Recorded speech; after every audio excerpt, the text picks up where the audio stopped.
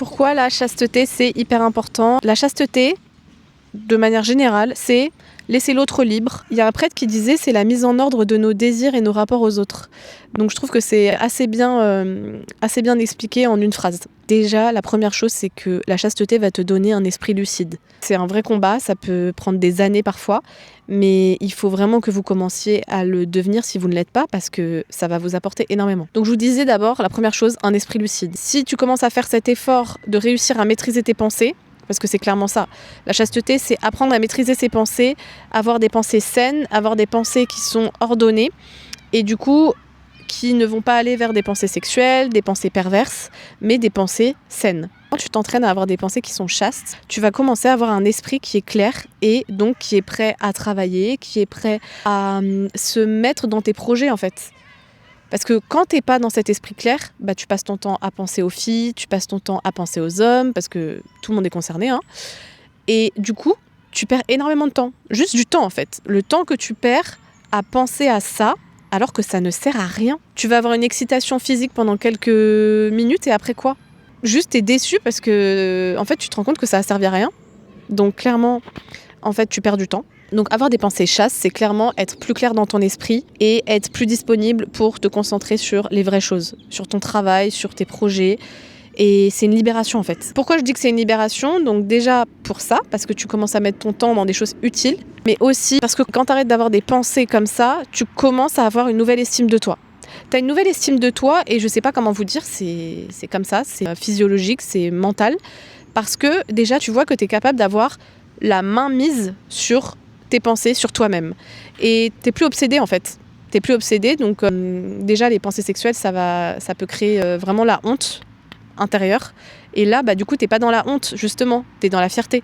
T'es dans la fierté parce que tu maîtrises ton esprit. Là, je vous donne pas forcément les méthodes pour réussir à ça, mais je vous donne les bénéfices, à quoi ça sert. Je vous parlerai plus tard de la manière de combattre pour devenir chaste et avoir un esprit chaste. Il faut savoir qu'il y a un saint qui s'appelle Saint Grégoire le Grand qui a listé 8 conséquences à l'impureté.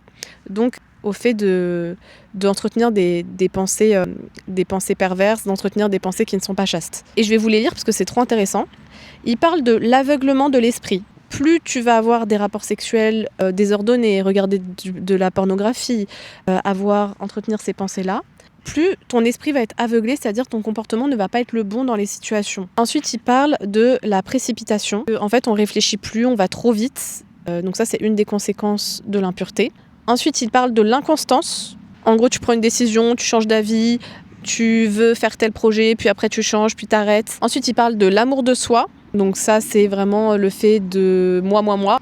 T'es auto-centré. Ensuite, il dit la haine de Dieu. Là, vous avez compris. L'attachement à la vie présente. Donc ça, c'est vraiment, tu prends ta vie sur Terre pour une fin en soi et t'es pas dans l'espérance de la vie future. Donc pour le chrétien, ça veut dire que clairement, t'es plus dans la mission. Tu penses que ta vie, elle est ici, quoi.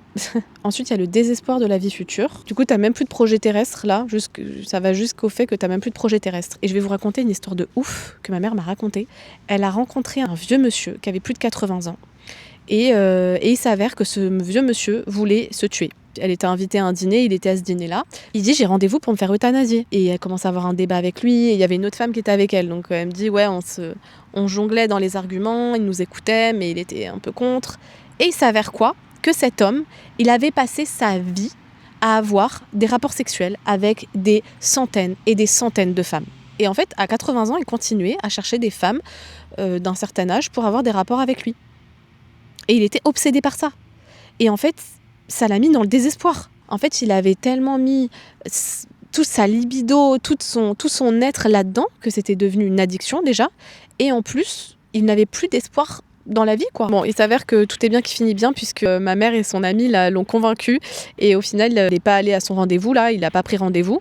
Mais bon, histoire de fou. Ensuite, et là, c'est hyper important ce que je vais vous dire, c'est que nous, les femmes, on sent énormément quand un homme est pris par le désir sexuel.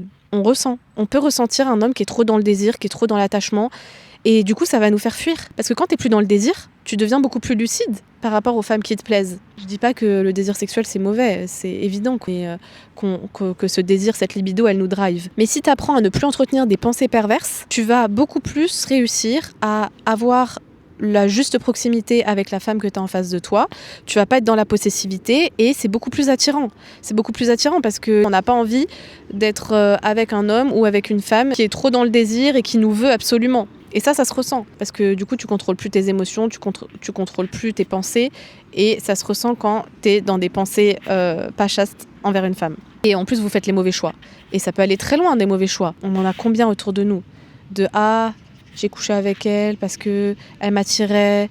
Bon, soit j'ai eu des enfants avec elle alors que je l'aimais pas, soit ça s'est fini et je regrette. Bref, voilà. Ensuite, l'autre truc, c'est que si tu te maries, derrière, tu vas avoir tellement plus de combats si tu n'as pas fait du tout l'effort. Je dis pas que c'est facile, je dis qu'il faut absolument commencer à apprendre à l'être.